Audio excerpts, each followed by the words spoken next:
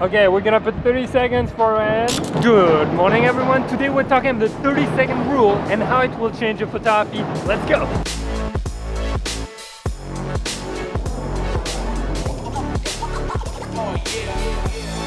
Alright guys, welcome to a new episode. Today I've got something super exciting to share with you because we've all been there. You know, that time where we actually get to a new location, we don't know how to shoot, we're just spending time thinking what lens we're gonna use, how we're gonna shoot it, and maybe we're not too inspired.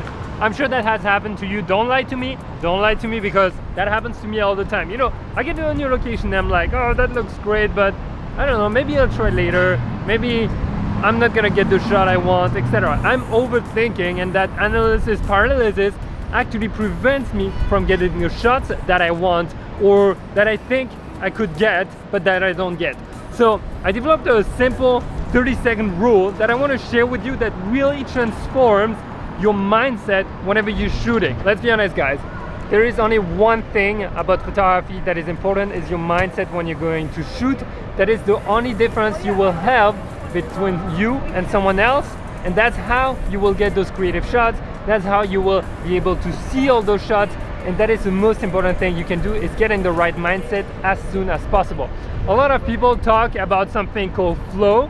Flow is simply a state of mind, I will say, or like a state of consciousness in which everything makes sense when you're working or when you're exercising very hard, when you're doing, let's say, an intensive workout or competition.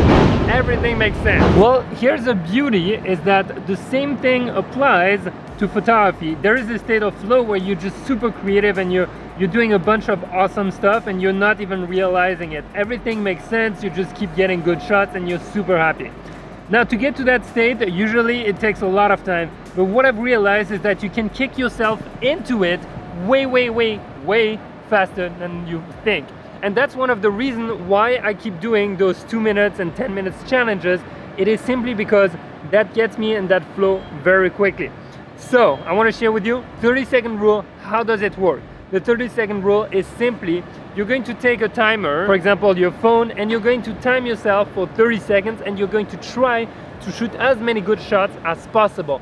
What will happen is that your brain is going to kick into a different mode. It's going to have a time constraint, and it will have to find good shots. It will have to find stuff, and that in turn will really warm up your creative machine and will get you started. And once those 30 seconds are done, usually you're on the path to 10, 15, 20, 30 minutes of really intensive creative work, which is amazing, especially when you're shooting in the street or in places where you're not too confident, where you don't feel too inspired. Trust me, this is absolutely insane. Ryan, got a question for you. What's up?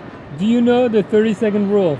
The 30-second rule? In photography. No, I don't. You better teach me though. You want to know? Yeah, I do want to know. Okay, next time you're uninspired. Okay. Okay, or you feel like you're spending too much time without shooting anything. Okay. You're like, oh, I don't know if I'm gonna shoot it or not. Right. That has ever happened to you? Yes. Yes? Yeah. It happens all the time. To me at least. You just take your timer for 30 seconds and get as many shots as possible in 30 seconds. 30-second timer? Yes. All right. And you know what happens? What? Try. Try it? Yeah. All right, let's do it. You'll see. Ready? Yeah, let's do it. You got a timer? Yep. All right. Okay, we're gonna put 30 seconds for Ryan. 30 seconds. You need to get as many awesome shots, right, that you want. Okay. Ready? Ready. 1, 2, 3. Go.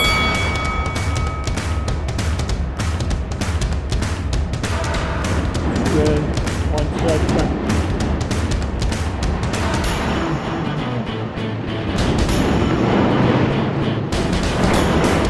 15 seconds.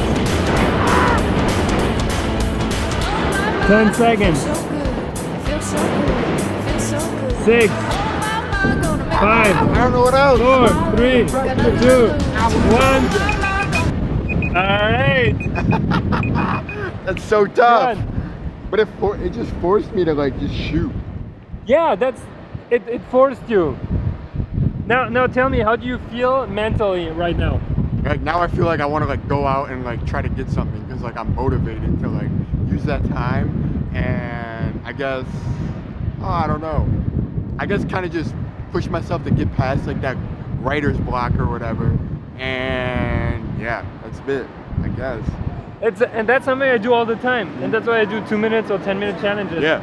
It's so good. I know, the 2-minute challenges are fun. I like Yeah, those. and once you, after 30 seconds, like it's gonna stop and you're gonna be like, no, I'm not done, I'm not done. Right, and you want to just keep going, You're gonna keep keep going. Right. So, So even when the timer's done, keep shooting. now the beauty is that you've probably already experienced it during those times when you only have 2 minutes, 5 minutes to get the right shot, especially at sunrise or sunset when the sun peeks out of a mountain in and out and you want that very fine limit. What happens to your brain is that you don't have a choice, so you really need to make the right decision. Your body releases creatine, which is a creativity hormone. I'm joking, it doesn't exist, but if it had a name, I'm pretty sure that would be it.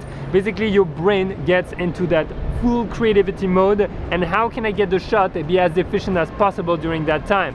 Now, once that time is done and once you got the shot, the beauty is that you start having a bunch of different ideas. That's what happened to me in Yosemite the other day. I had 1 minute to get the right shot with the sound peeking out of the mountain, and after that I got a bunch of ideas for the rest of the morning, which was insane, and I got so pumped. And that's also one of the reasons why I do those 2 minutes and 10-minute challenges.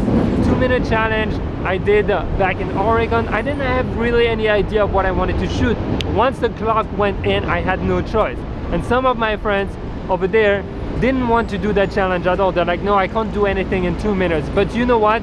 They did great job, because once they're under that pressure, their creativity really kicks in and the juice keeps flowing. And that's the beauty. It's like, it's not an end all be all where you're gonna shoot for 30 seconds and that's it, you're gonna be done for the day. No, those 31st seconds you're going to be shooting are going to kick in and give you juice for the rest of the day. And that's the beauty. That's what you want to try. So now you know what's gonna happen. I'm gonna ask you to try it out and let me know how it goes. Next time you're not too inspired or you don't know how to start your shoot, put that 30-second timer and just get started. Most importantly, I forgot to mention, do not judge yourself on any of those shots. Do not think about if it's a good shot or not. Just start clicking, start taking photos without any kind of judgment on yourself or on the shots you're taking. That will help you and really make sure that you get shots and you let your creativity express itself without any interference from your monkey mind that will tell you, oh, that's ugly, people won't like that, you won't have likes, or whatever might go through your mind. Very, very important to go into it without any judgment. All right, guys, so I hope that has been helpful. That is really one of my hack in life.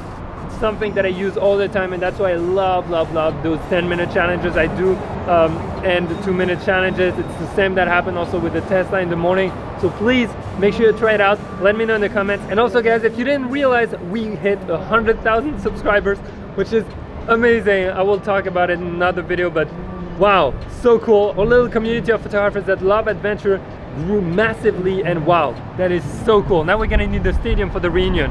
All right, guys, have an amazing day. Subscribe if you haven't, ring that notification bell, watch the 10-minute challenges, and get out there, go shoot, try something different, try something new. I will see you in the next episode. Bye.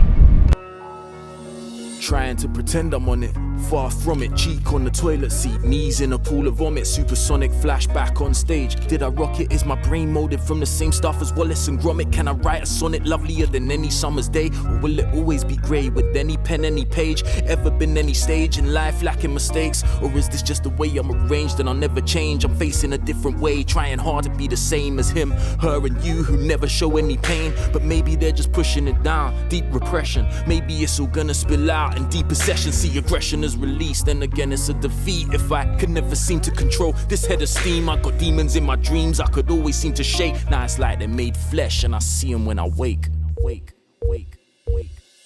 A thick smelling cloud of shit follows me round. Call me Pigpen, time's overbearing like Big Ben. Let me be your sick friend. We could slip into the night unnoticed, quite unfocused. Slide like roaches, hide behind sofas. If you ain't ready for the world, you might know this. You might recognize the patterns of behavior, fraternizing with the darker side of your nature. Walking through the graveyard with broken hopes are scattered in decline, and over time are made hard. Stay scarred from mistakes of the past, but the big clock won't stop, still stays fast. Can you break the chain? Hey, can you take what remains? Hey, can you pick up the pieces of all the bits that you needed and separate all the shit that you hate or even delete it? I'm waiting on a moment.